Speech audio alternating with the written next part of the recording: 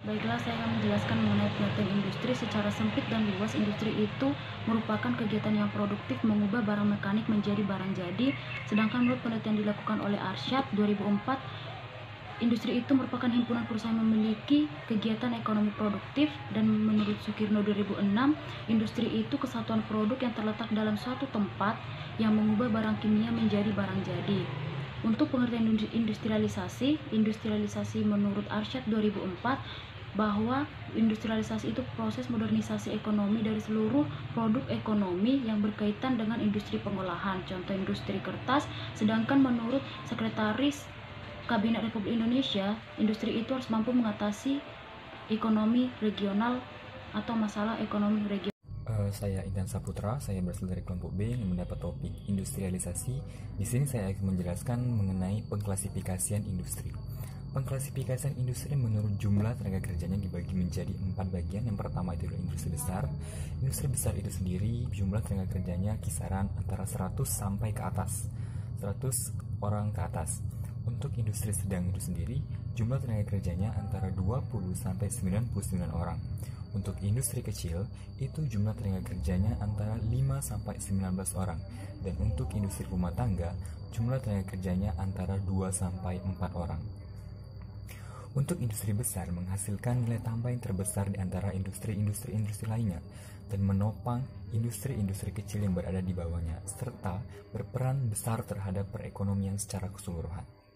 Untuk industri kecil dan menengah dan industri rumah tangga memegang peranan dalam membuka lapangan kerja, kesempatan usaha, dan memperluas basis pembangunan, meningkatkan ekspor dan penyerapan tenaga kerja yang cukup luas. Begitupun dengan industri besar. Sedangkan untuk industri kecil dan industri menengah, industri ini mengelola usahanya sudah lebih maju dibanding dengan industri-industri kecil informal dan tradisional.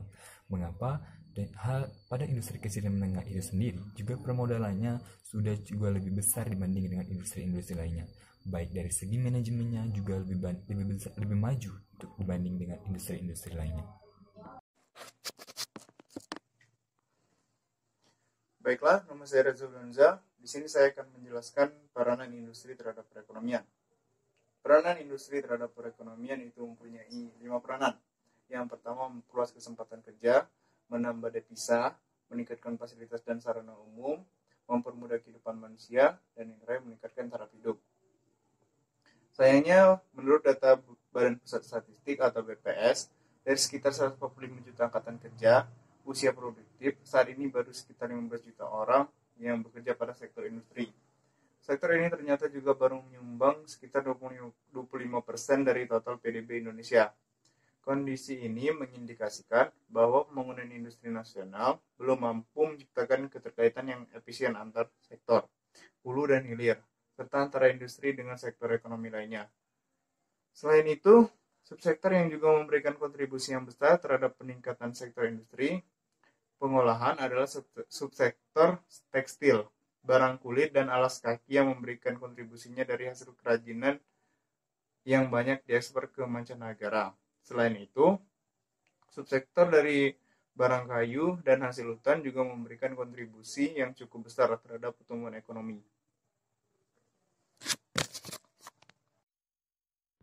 Perkenalkan, nama saya Madara Wirawan. Di sini saya akan menjelaskan tentang strategi industrialisasi, yang mana terdapat 2 pilihan strategi, yaitu strategi subsidi impor atau SI, dan yang kedua adalah strategi promosi ekspor atau PE.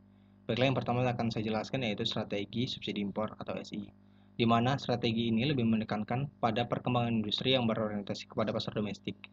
Berikut beberapa pertimbangan yang lazim digunakan dalam memilih strategi ini, yaitu yang pertama, sumber daya alam, yang kedua potensi permintaan dalam negeri, yang ketiga perkembangan sektor industri manufaktur, yang keempat berkembangnya industri dalam negeri, yang kelima mengurangi ketergantungan terhadap impor. Adapun pelaksanaan strategi SI yang terdiri atas 2 tahap, yaitu yang pertama, industri yang dikembangkan adalah industri yang membuat barang-barang konsumsi, walaupun tidak semuanya durable goods. Yang kedua, industri yang dikembangkan adalah industri hulu atau upstream industry. Baiklah, selanjutnya yang akan saya jelaskan yaitu strategi promosi ekspor atau PE. Strategi PE lebih menekankan orientasinya kepada pasar internasional dalam usaha pengembangan industri di dalam negeri. Berikut beberapa syarat penting yang diberikan agar penerapan strategi tersebut membuahkan hasil yang baik. Yang pertama, pasar harus menciptakan sinyal harga yang benar. Yang kedua, tingkat proteksi dari impor harus rendah. Yang ketiga, nilai tukar mata uang harus realistis. Yang keempat, harus ada intensif untuk meningkatkan ekspor. Baiklah, demikian penjelasan yang dapat saya berikan. Terima kasih.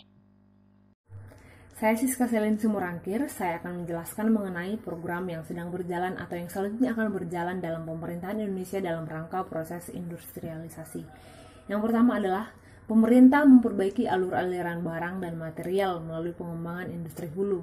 Yang kedua, mendesain ulang zona industrial yang ada di seluruh Indonesia dengan menyelaraskan peta jalan-jalan sektor industri yang menjadi fokus prioritas.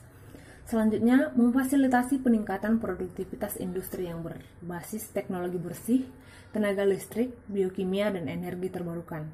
Selanjutnya, memberdayakan UMKM dengan mendorong penggunaan platform e-commerce. Selanjutnya, membangun infrastruktur digital nasional dan menciptakan iklim investasi yang kondusif dengan melakukan harmonisasi aturan dan kebijakan peningkatan kualitas sumber daya manusia dan pembangunan ekosistem inovasi. Yang terakhir, pemberian insentif bagi perusahaan baru maupun existing karena berinisiatif investasi untuk mengadopsi teknologi terkini dalam menjalankan proses produksinya.